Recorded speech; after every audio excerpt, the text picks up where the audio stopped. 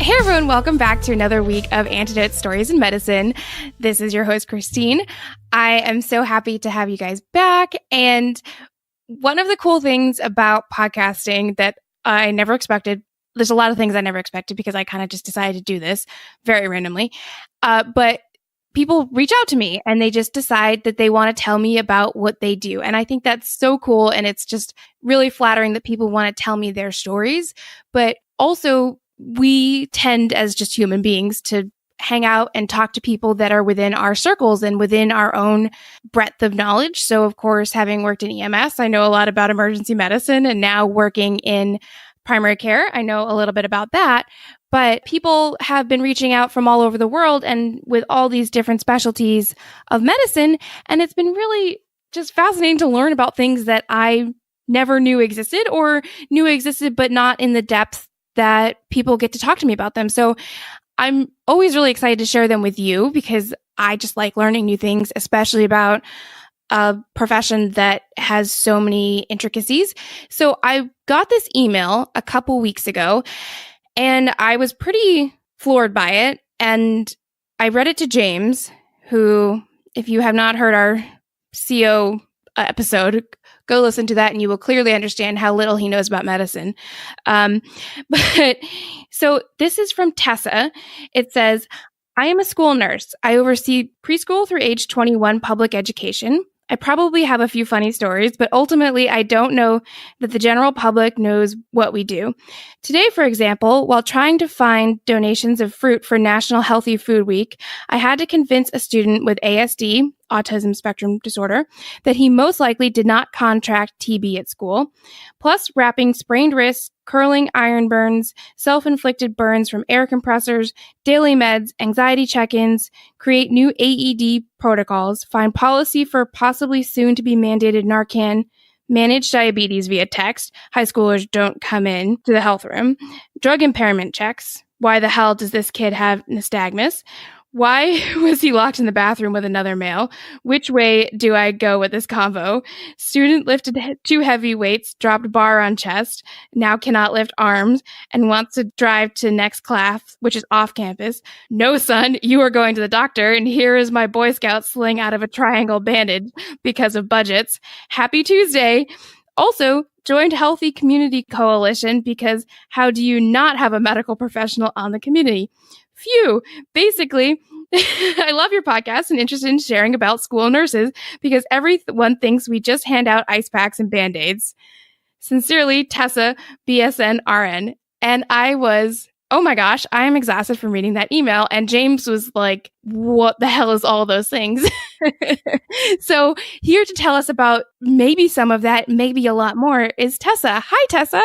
Hi, how are you? I'm good. How are you after that Tuesday? Oh my gosh, that Tuesday.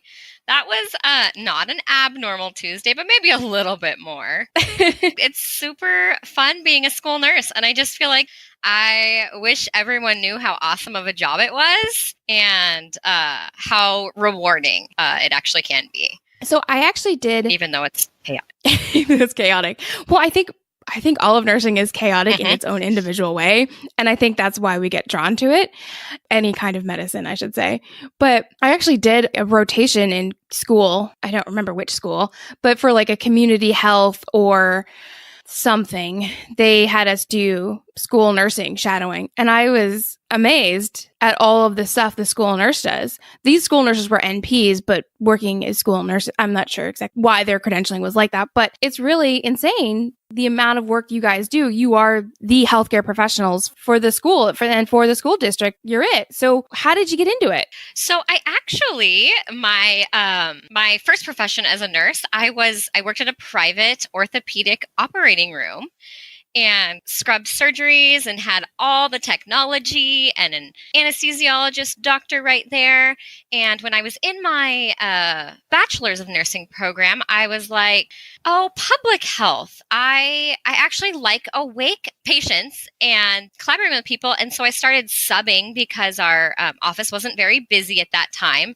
And I was like, oh, I love this. I love having patients stuck with me 6 hours a day. And I really like kids. And so the opportunity arose and a school nurse position opened up and I just took it.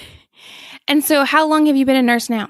I have been a nurse for 12 years and 5 years of it has been in school nursing. Wow. So you must really love it to just stay with it. And has it all been at the same school? It's been in the same district, and I've floated around different schools based on how many nurses we have funded for the year. So how many nurses do you guys have now? We currently have 3, and we have 3,500 students ranging from preschool to the transition program at 21.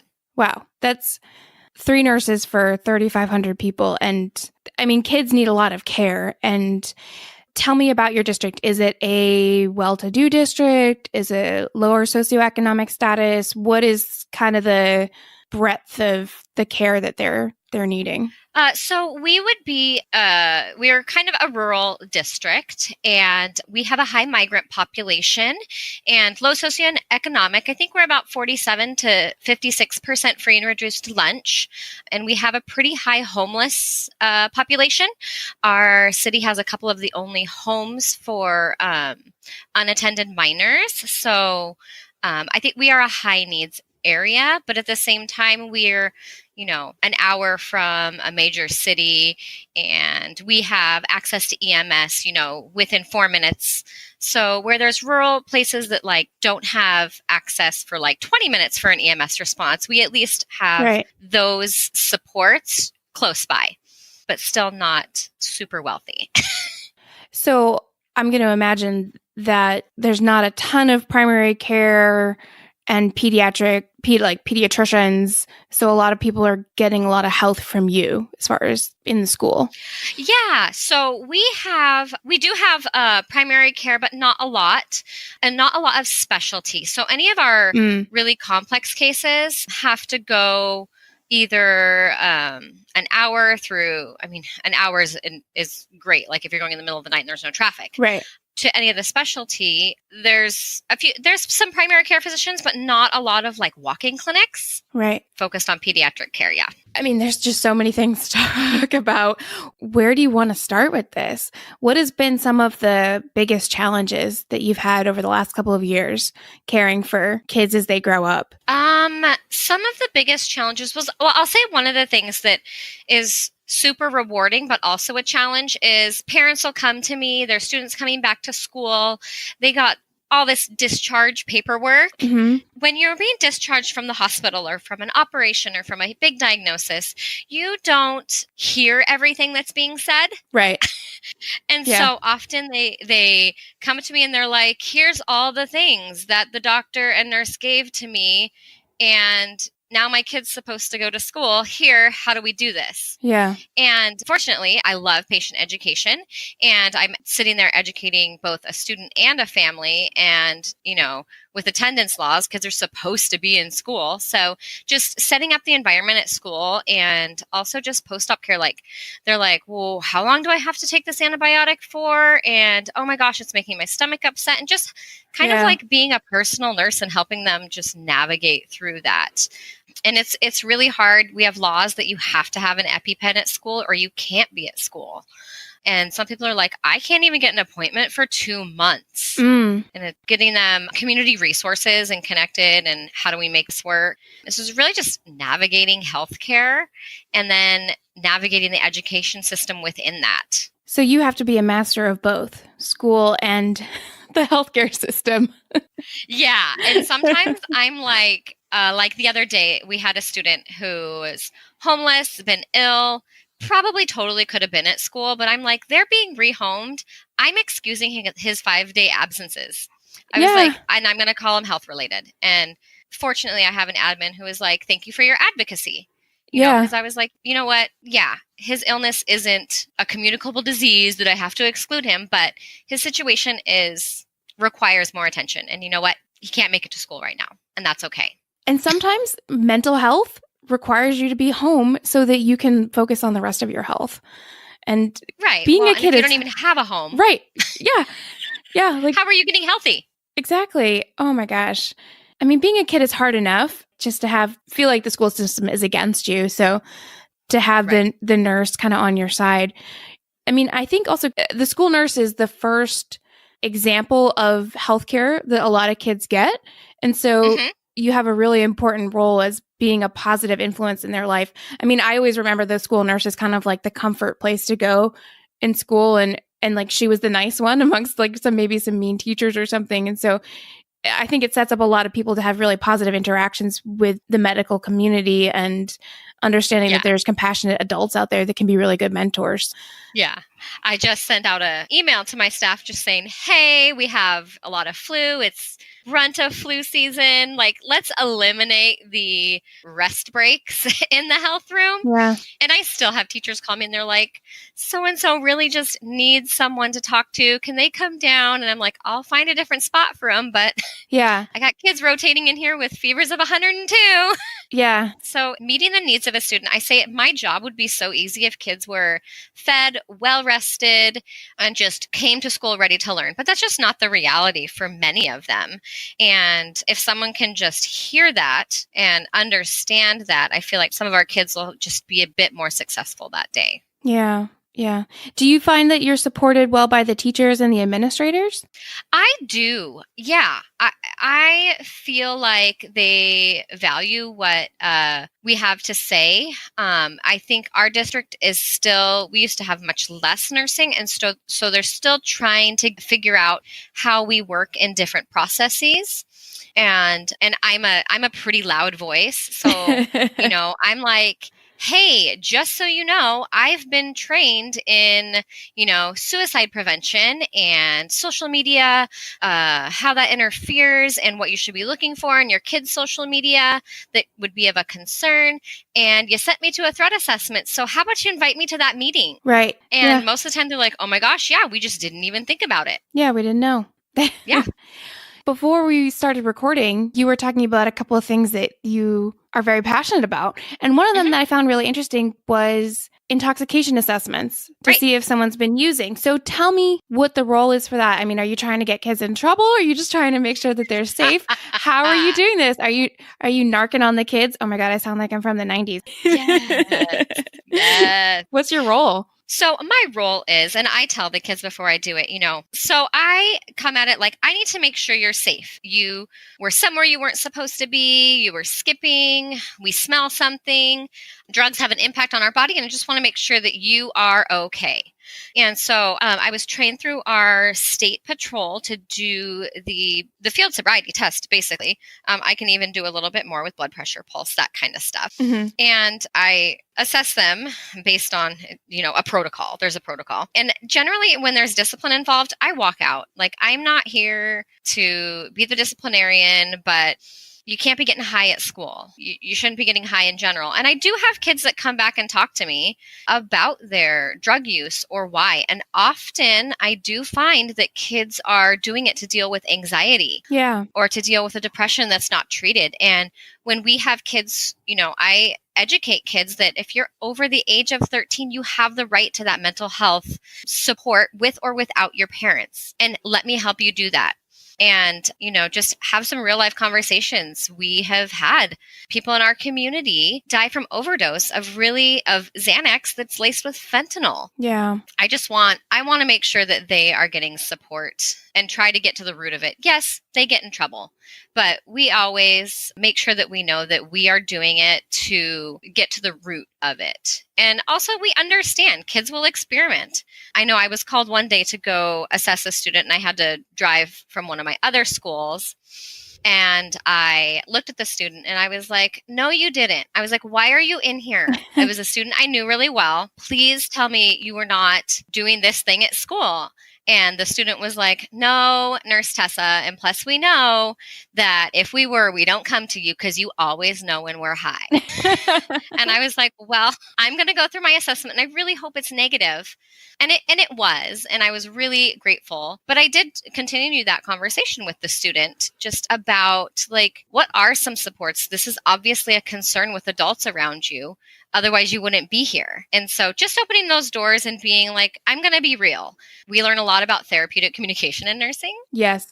And I love to use that, but at the same time, teenagers have the best BS meters ever. Oh, yeah. So I kind of, my communication style, I want them to know that I'm there to support them and I understand and that they can come and talk to me. So while it feels like, oh, this feels like the things I see the police do on TV, I want them to feel more comfortable.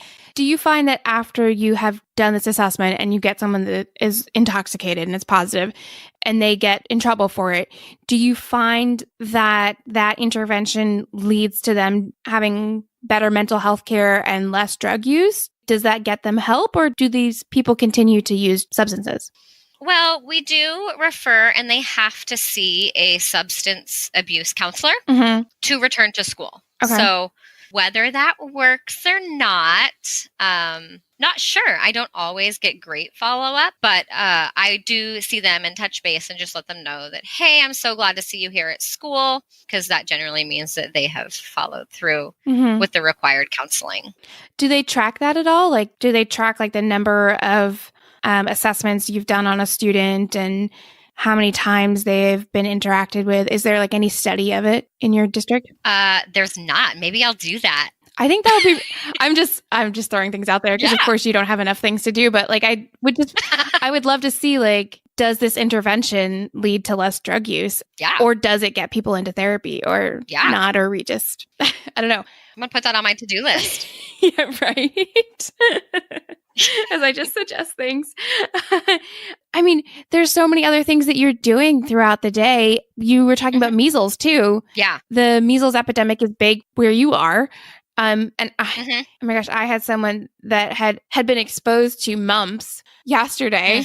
And so I was like, okay, this is what we do. We give you the booster of MMR and I had worked up someone for measles like not too long ago, ended up being syphilis. That's a different story. Ooh. But the rashes look a little similar. But oh my gosh, I hate rashes. Yay, rashes. So tell me what you guys are doing for measles, and is there problems with vaccination rates where you are? How are you handling it? Yeah, there's definitely some, let's not say problem with vaccination rates, but we have some low rates of vaccination. And right now, we even currently in legislature have a bill that's in Senate to remove we have the option for personal exemption in our state. So parents can just sign and say, nope, I'm not giving it. And so right now they're trying to take that away. So I've had some conversations with my families. And I think if you want to have a vaccination conversation with a family that does not want to vaccinate, you really have to have trust. Yeah. And so I've worked with my families, having conversations, and sometimes, recognizing that some people do believe in more of a naturopathic medicine, and there are ways to support them with those options. But you really have to build trust with them in saying, okay, I get that you're going to treat to a point with natural medicine, but now I'm recommending that you really do need to see a doctor, and antibiotics are probably needed. So just building that conversation of trust that I do understand where they're coming from, and then putting on my public health nurse. Because as a full nurse, you really do a lot of individual care, but your role is ultimately overall public health. Right. So I had a wonderful nurse practitioner just yesterday come in. We were talking about this, and she was like, it's not a science concern why people don't vaccinate. It's a heart concern. It's a passion that they have. And it doesn't matter how much scientific base you put in front of them. It's ultimately they believe this is what is for the well-being of their child. And so schools are kind of put in a hard place because we have to send an exclusion letter. We are like the bottom line. We're like, nope, can't come to school because you aren't up to date, or you're not going to be in school for 3 weeks because we had a measles outbreak. And that doesn't feel supportive to many parents. And so I really am unfortunately, we haven't had any exclusions in our district at this time, but I think it's important to build the relationship to support our families. So when hard things come up, they feel like it's coming from a supportive place. Does that sound too fluffy? No, I think you have to be a little bit fluffy when you're dealing with something like this, because you're right. Throwing hard facts at people isn't helping. I mean, if hard facts were the reason, they would be vaccinating, right? Like that's why we're vaccinating. And I have this conversation all the time with people. I mean, I work with adults, and so it's a little bit different. I mean, the other day as, again, I was giving someone travel vaccines and I was like, okay, you need hepatitis A, you need typhoid, you need tetanus, and you need the flu. And they're like, oh no, I don't want the flu vaccine. And I'm like, of all of these vaccines, you don't want the flu. Why? And they're like, I'm really nervous about that one. And I was like, why? And they're like, well, it can give you the flu. And I was like, do you think the tetanus vaccine is going to give you tetanus? And he goes, no. And I go, neither of those are live vaccines. Like, they're not going to give you the flu and it's not going to give you tetanus. And he goes, oh, I didn't think about it like that. I mean, you have to kind of dig a little bit in. I can't just like spew at him like the flu vaccine is fine. You have to kind of dig a little bit into why people are apprehensive about things and allay their fears. And as soon as I was like, you don't think about that with the Tdap, and he was like, oh yeah, no. And then he was totally okay with it. But it's really difficult. And so what reasons are people giving you when they say, I don't want to have MMR or whatever? Is it still the autism risk?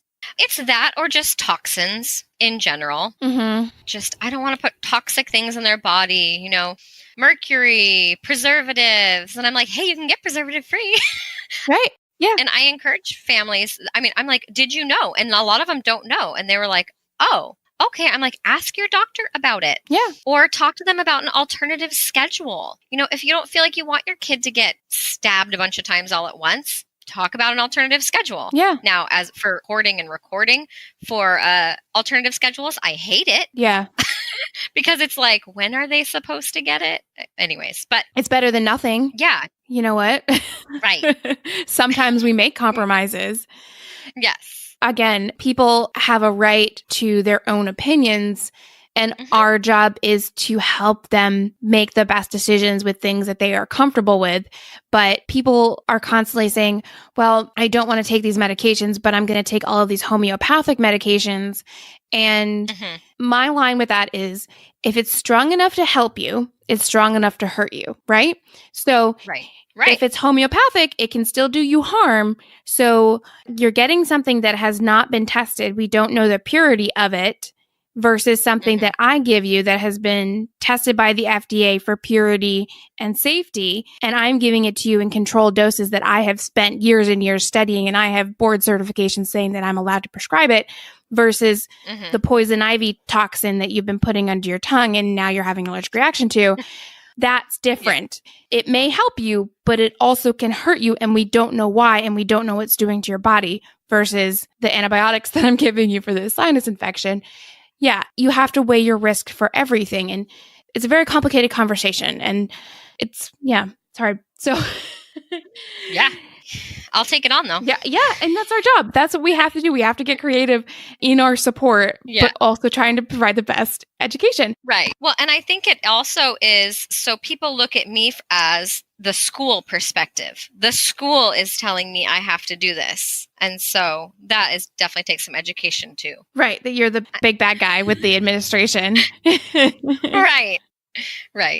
So what has been some of your most rewarding cases that you've dealt with that you've like, I've really been able to help a child through a difficult time? I'll say a general one. One of the really rewarding programs I work with is our nurse family partnership.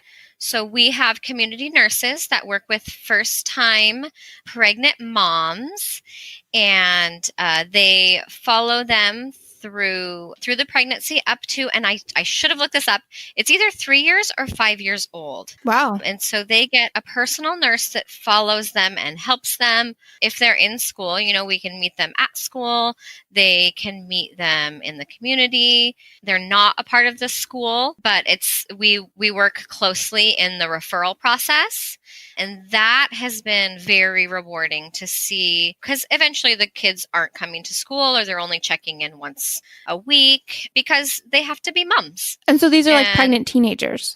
Yeah, these are pregnant teenagers. Oh, okay. Wow. Yeah. And so I know that if they've been referred and accepted into this quote unquote program, that they have a nurse that's following them and checking in with them and teaching them all the healthy things. And it's just a great program. I think that's one of the most rewarding for me to see. Yeah. And I think it's a great, I hope the funding for that never goes away. I think labor and delivery and babies was not my forte. So I'm super happy that there is another nurse that is. Oh God, it's not mine either. Yeah. People come in for like, I need to confirm a home pregnancy test. And I'm like, okay, great. Like, don't eat sushi or soft cheeses and don't clean. No lunch meat. And avoid cat litter and congratulations. Here we go. Like, it's not my thing, but end of life care and like trauma, like, yay, that's totally my thing. But yeah. Yes. I'm like, please give me a broken bone. Yeah. I would want one of those nurses to follow me till my child is 5 when I have one, because I don't know anything about that stuff. No, it's just not my thing. I prefer the other end of the life spectrum. Yeah. But that's incredible, because that's so scary. So scary. And I personally know that. So, which is it's a passion of mine. My other kind of passionate thing just this year we've been working on, our students with diabetes. Like, that is so scary. And this is my first year in the high school with having some graduates. So graduating from high school, they have diabetes, getting ready to go off to college, that transition care. And I found some really great technology resources. Like I mentioned in my story, they don't want to come to the health room for a blood sugar check that they've been doing for 13 years. So we have an app we use that just communicates with me and the parents and sends their info. And if something's wonky, I tell them, I'm like, hey, will you come see me? And then problem solve it. So giving them that independence, but also, I always kind of approach it. And I was like, I don't have diabetes. So help me understand how your day looks and your story looks. And this helps me see it. And so I think diabetic care is something that I've really grown in the last 5 years. And with adolescents, it's just like I tell them, come in and tell me how much you hate it today. Sometimes they're like, this is so stupid. I hate it. I don't want to poke myself one more time. Yeah. And I had a student just yesterday just hug me and just be like, thank you for respecting my privacy and helping me get through this. Just really came to a point where they're like, I just realized I was sick. Like, they'd had it for a few years, but it all of a sudden hit them. They're like, oh, I'm sick. Aww. And so just helping them process through that. And that's one thing I love about school nursing. They're there 5 days a week, 6 hours a day. So I can easily say, great, let's think about this. Let's do this. Let me follow up with you by Friday and see how you're doing. Yeah. I don't have to make an appointment 3 months, 6 months. I don't know if you heard the Rich and Mira episode where they were just talking about parenting a teenager with diabetes. And it's just a constant thing. It's not you get an infection and then it goes away, or, you have high blood pressure and sure, you take a pill and you should check it, once a day. It's every second it can change. Right. I imagine, again, I don't have diabetes and nor do I have children. I have a very nice dog, but having a child, especially a teenager with diabetes, are they mad at me, or is this their sugar going crazy? Is this hormones or is this hypoglycemia? Right. Having a nurse there that you can trust, that is checking in on your child, must be so comforting. And then having this app is another asset. Do a lot of the kids have their own glucometers? Do they have the insulin pumps? Are you managing all this stuff, or the continuous blood sugar monitors? What are you seeing with your patients? Well, they have a little bit of everything. It depends on their preference. I've seen a lot that are in high school that have gone away from the pump and the CGMs and are just using the pen. And it varies. Sometimes they'll walk in and you're like, hey, so I see that none of your blood sugars are being monitored on your CGM. Are you wearing it today? And they're like, no, I don't want to wear it today. Oh, okay. They have that right. Yeah. And the funny thing about school nursing, I'm kind of transitioning to a different topic, is like, I don't have all the tools. Yes, they all have to have all of their own glucometers, strips, poking devices. We don't provide any of that. Where I work, we don't have a doctor who works in our district to oversee any medical protocols. So they have to have all their stuff. And like, I went from a situation where I had all the bells and whistles and monitors, and they're like, here's a blood pressure cuff and a stethoscope. Be a great nurse. Cool. So can you check a sugar if someone doesn't have their own glucometer? Like, what do you do in an emergency? No, I can't. Oh, okay. So you would, which is crazy. Okay. That seems so crippling. I would, yeah, I would treat it most often like a low, but which again is why I like to see their trends, because we can, you can never anticipate, but it's like call their parents. And often I tell the kids, like, if you realize you've forgotten something, come to my office and let's call your parents to get it. Mm-hmm. Technically, law says if you don't have your life-saving devices, you can't be at school. So yeah.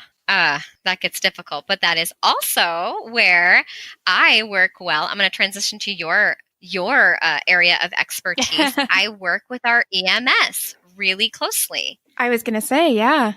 Because, I've sometimes had kids where I'm like, if I literally had a glucometer or an EKG machine, I wouldn't have to call you. Yeah. But I don't. And so that is one of my professional goals this year, is just develop more relationship with our EMS. I know most of them personally.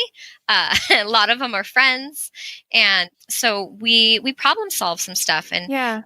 I had a parent that was like, what do you mean you don't have a nebulizer at school? And I was like, so nebulizers are individual use, and I don't have a doctor to give me orders. So yes, I'm going to have to call EMS because you're far away. And I really feel like the student needs treatment right now, and the inhaler isn't working. Yeah. And I just have to reiterate with them. They can get really mad at me. And I'm like, it's not going to cost you anything. It's not. Yeah. So does EMS kind of treat and release to you, or do they transport? How does that work for your protocols? That it. Oh, yeah. Because I'm thinking about EMS protocols, because EMS would have to transport usually, or do they? I mean, EMS can treat and release with parent consent. Right. And right. You're a higher level of care, though, technically, even though they have all the bells and whistles. I know, right? And they will totally play to my ego with that too sometimes. They're like, well, Tessa, and I'm like, stop. I have to wait for the parent to get here. We generally wait for the parent to get there and then release to the parent. Yeah, but that is definitely a point of contention, and it is hard. And, when I hear them getting other calls and I'm like, okay, the lungs are clear. I haven't had this situation, but I'm thinking a hypothetical. Right. Like, lungs are clear, parents on their way. They've just had a nebulizer treatment. Like, do I feel like they're stable enough, and will I sign the paper? And so I would probably sign the paper and then have parents sign my copy when they got there, if the student was truly stable. So I'm going to just pause and explain for people that are not medical what this whole issue is. So EMS operates under a set of standing protocols that are created by state and national protocols. So there's national protocols and then there's state specific ones. Mm-hmm. And EMS has a medical director as well. There's like state medical directors. So for certain situations, EMS providers, based on their training level, whether they're basic life support or advanced life support, if a child is having an asthma attack, they can administer nebulizers or oxygen, and they have all this gear and they can do it. They can do EKGs, we can just do that. We don't need a doctor's order because our protocols are these doctor's orders for general things. Nurses have to have specific doctor orders for patients. They don't generally have global orders for just acting on things unless you exist in a certain department. So like in an ER, nurses may have global orders to just start IVs on patients in triage or order certain x-rays, but that's based on their department. Their license and their job doesn't have this order to do that. As a nurse practitioner, I'm a provider. I write the orders, so I can just do things. So EMS has global orders based under their protocols. The EMS can't just do whatever they want. It has to be within their protocols.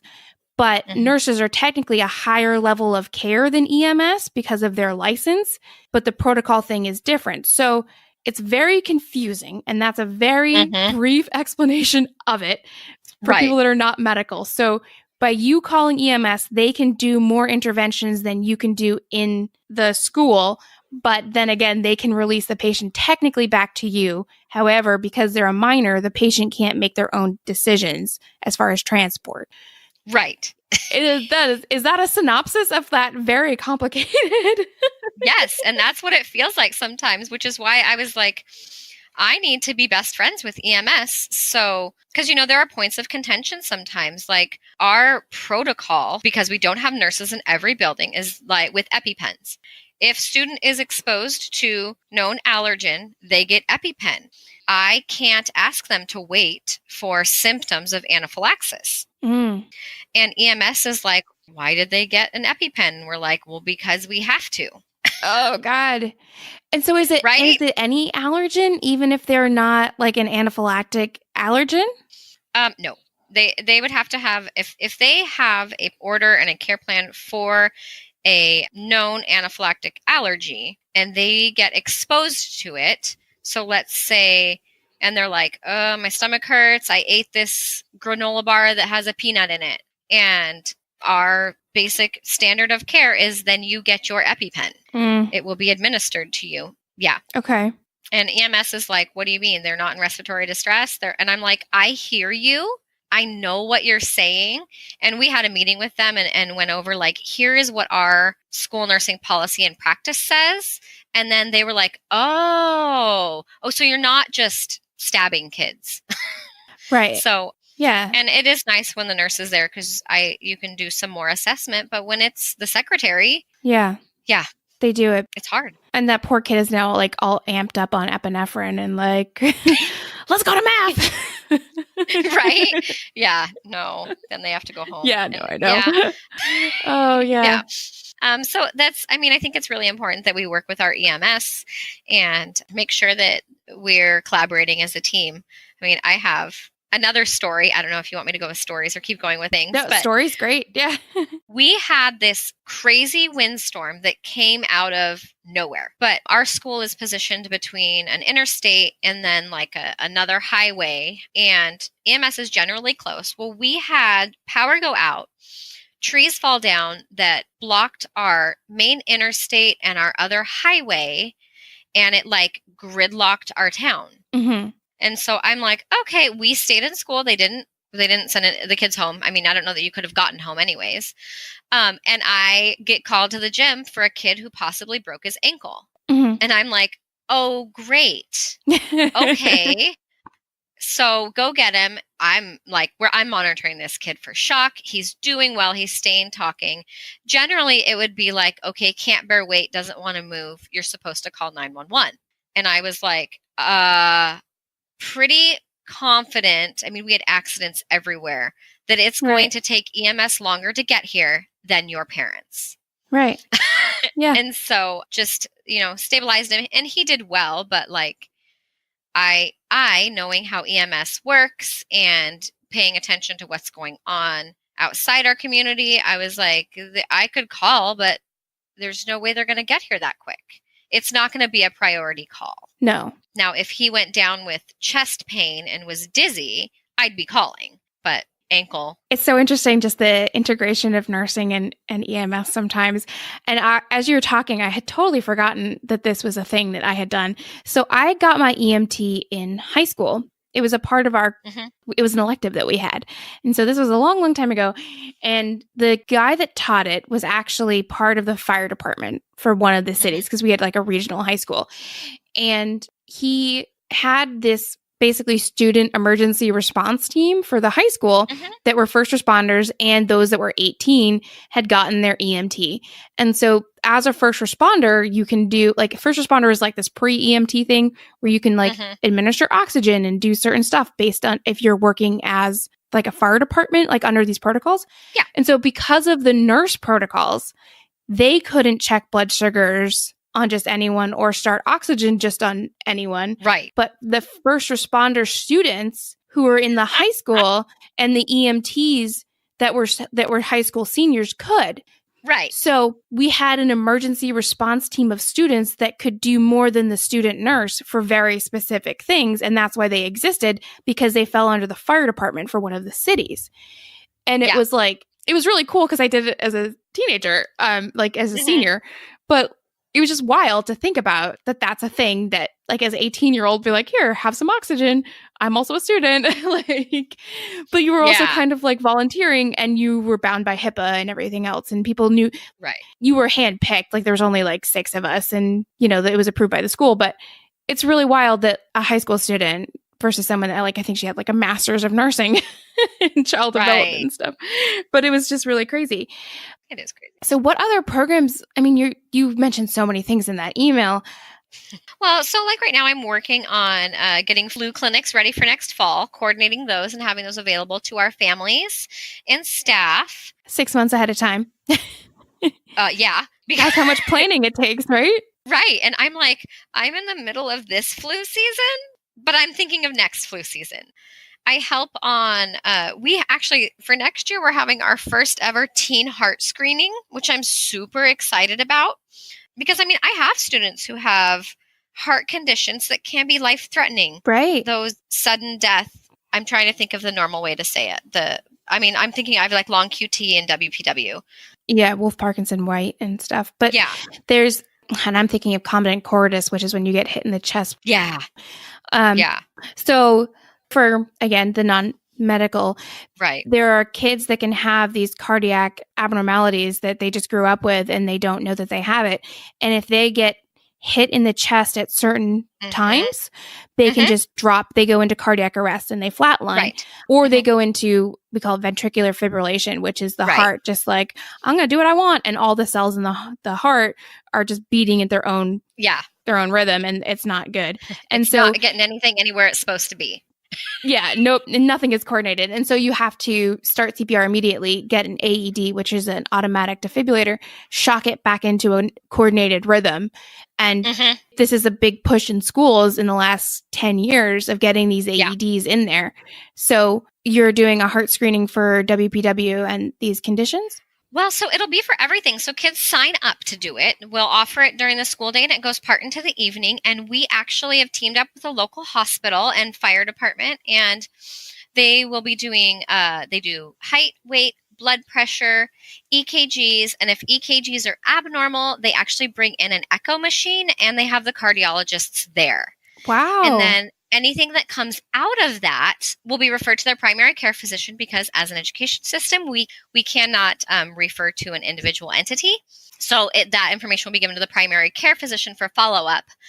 Also, if they've signed up to do that, they get CPR trained. They kind of do that in the middle of their waiting time to go through the process. So I am super excited to be bringing that to our school. And I don't care if it only saves one kid. Like, it's worth it for one kid. Oh my God, yeah. If they find a cardiac abnormality. Absolutely. So I'm super excited. It's a huge coordination between a hospital entity, our school district, the local fire department, and EMS system. So that's like, I'm so excited for this. That's so cool for EMS to get involved with too. I think that's really rewarding for them to do more preventative community-based care too. Yeah, and it was so fun to have them. I went to one of our other school districts and saw it in action. And, I saw like some of our volunteer EMTs were there doing blood pressures and just lots of local faces. And it's preventative, which is what I love. And that gets kids like excited about a career in medicine too, of like, hey, this is what you can be doing. And, there's more than just being a doctor. I feel like when you're in school, everyone's like, you should be a doctor. Or a lot of people are like, you could be a nurse, but I know I was told this, like, you're too smart to be a nurse. Like, I definitely got that. And it's like, oh, you can be smart and maybe you like nursing and these are all the cool things you can do with nursing, or maybe you can be a paramedic or a firefighter. And these are all these really cool career options for kids, as well as, hey, you should learn CPR, which everybody should learn CPR. I was a CPR instructor for years and years and years until I didn't do enough classes and it lapsed. But I taught CPR for the military civilian side. Yeah. Everyone should learn CPR. I mean, having done hundreds and hundreds of pre-hospital codes, like bystander CPR saves lives. It does. So learn CPR. I had a student following me this week because she wants to be a nurse, and her great hospital opportunity to go follow a hospital nurse fell through. So I was her backup, which is fine. But when I got to telling her and showing her everything I do, and that day I happened to be working through my AED program and going out to change some pads, and I'm working on a protocol. She was like, oh my gosh, wait, you do all this?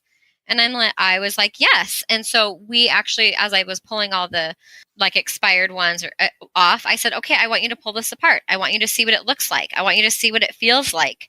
Do you notice that that's one pad? You actually have to peel off two. There's a front and a back. It shows you where to put it. And she was like, oh my gosh, I wouldn't have even known. And Like I encourage our kids, they come around, our PE classes do, and they know where the AEDs are. But like if you've never touched the paddle, like the sticky pads in there, Yeah. and in a moment of crisis, like I would rather people be practicing. Oh, yeah, absolutely. Just even pulling the pads off right. And sticking them in the right location. Yeah. Sticking them in the right location. So I love doing education and helping kids, especially teens and younger kids, feel prepared for something or know that they have an answer or even where to find the nurse. Yeah. What is some of the biggest like misconceptions about health that you have found that like teenagers have? Oh gosh, I have a story. I don't know if I should tell. A lot around sexual health. I mean, there's some misconceptions about that. Yeah. I think that's pretty, I have adults that are like that too. So, I mean. Right. Well, I'll tell this because it really is. It's a good scientific question, but the way in which it was asked and where it was asked, I was like, I had a student ask me as I was walking out to my car to go home for the day, can pre-cum get me pregnant? I was like, well, yes. And let's have a conversation about this later. I was like, if it was young, healthy, good count, I mean, yeah. Yes. In my mind, I was like, don't be creeping up on me in the parking lot at 3:00 with questions like that. But you know what? That's like such a testament to you that they trust you to ask that question. Right. That's an important question. It is an important question, but I was like, I wasn't ready. I would like the pre-warning for this question. I'm like, oh God, okay. Yes, but again, I have kids 5 days a week. They have to be at school. So guess what? I get the opportunity to follow up and have a conversation with them. Yeah. And even like, I think access to healthcare is total. Kids don't always get it. I had another one where a kid kind of knew me but he wanted to ask me an embarrassing question, and he said, well, I can't look at you and ask you. And I was like, oh, okay. He's like, so I'm going to have my friend come in here and we're going to talk about it. And then can you just let me know? And really he was like, I'm just going to make up names, obviously. Looks at his friend. He goes, hey, where can I get condoms? So from behind him, because he couldn't look at me, I was like, so a pharmacy, store, Planned Parenthood, you're 18, you have access, you can get those things. And then he was like, thank you, never looking at me, and walked out. I was like, okay, well, just those, access and knowing that they can get mental health services, on their own, and anything related to sexual health, they can get access to through different clinics, and just letting them know where they can do that and be advocates. I always strongly encourage them to talk to their parents about it, because I think that is important to be able to communicate their health needs with their families, but that's not always an option for every kid. Sure. Yeah. But it's always an encouragement. I don't want our families to feel like I'm sneaky and going behind their backs. I do want it to be a collaborative effort, but it takes kids time to get there sometimes. Yeah. Helping them with that conversation. I mean, I've even had them be like, can you just call and tell my mom? And I'm like, no, you do it. Yeah. So, I mean, we've talked about so much stuff to like know about school nursing, but is there like one overarching thing that you wish the general public, general healthcare professionals knew about school nurses that we don't know? Well, I think this is somewhat nationally how big of the variance of access to a school nurse that schools have. I'm going to kind of go to an overarching systems issue, is that many nurses are simply paid for out of the basic education fund or from levies or bonds, which makes it a burden on districts at times to even provide a nurse for their schools. And I know that nationally there's some legislation that underprivileged schools, there should be funding for school nurses in their schools. Like separate from the education budget. Separate from the education budget, yeah. Yeah, that makes sense. Because, I mean, if you have to choose, if you have a student increase and you have to hire 3 extra teachers, but your budget, doesn't allow for those 3 extra teachers, and you have to choose who to cut, Often it's the school nurse that let's lessen the school nurse hours. And I think from East Coast to West Coast, it's a big variance. School nursing started in the East Coast, and I think that there's definitely some more established nursing, like healthcare centers.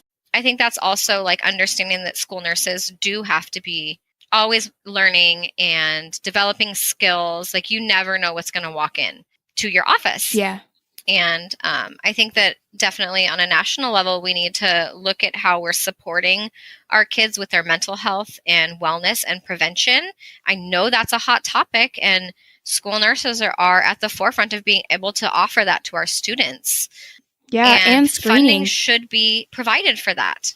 Yeah. We shouldn't be making schools have to decide.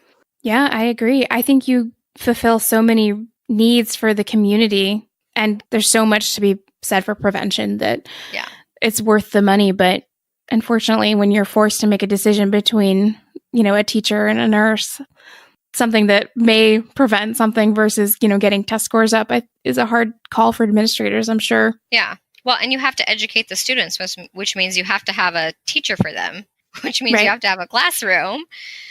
So, yes.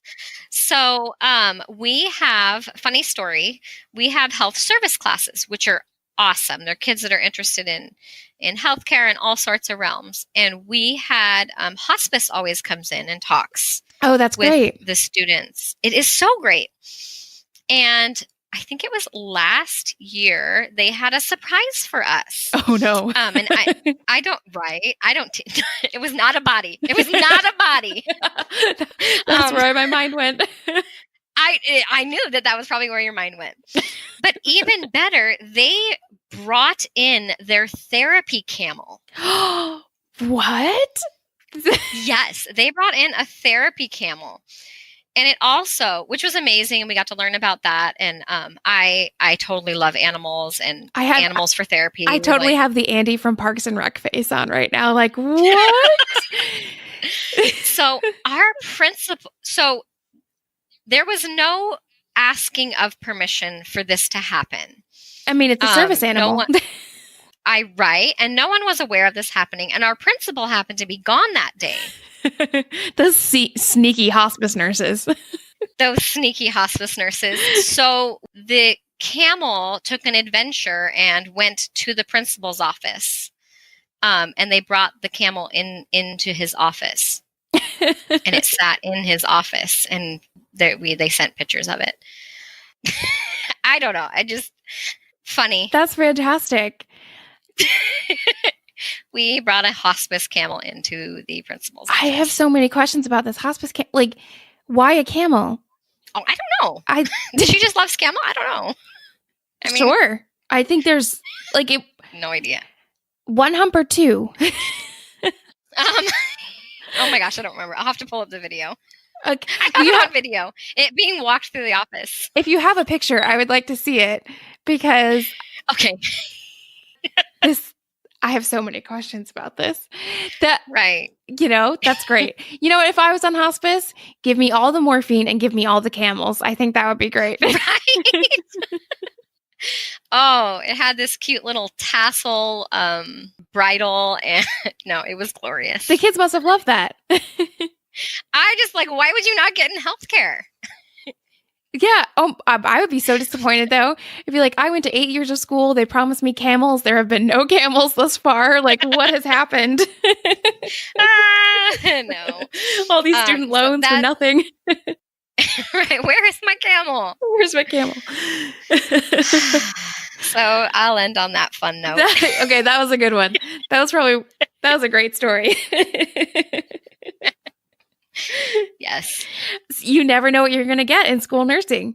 You never know. You were right. You never know what's going to walk through that door. So true. It's so true.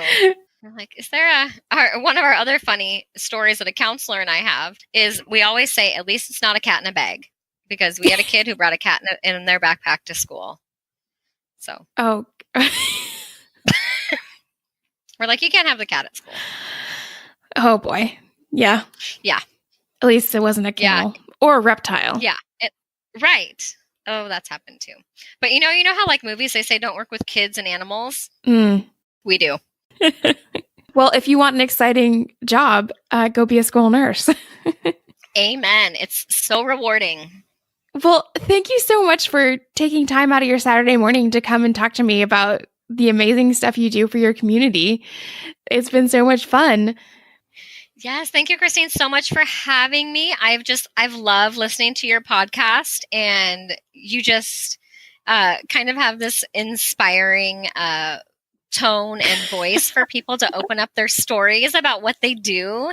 And I was just like, man, I never hear from school nurses. So I just took a stab at it. Yeah, I'm so excited because when you emailed me, I was like, oh, I didn't even think about this. So that's great. So thank you so much. Is there anything you want to plug? Anything in particular you want people to head on over to or no? I think if I could plug anything, it would be just following so is it Senator Johnson did the Nurses for Under-Resourced Schools Everywhere Act is in Congress. So tell your legislators. Tell your legislators to pass it. Our kids need it. Our communities need it. Yep. I will share that on our social media when I have a moment.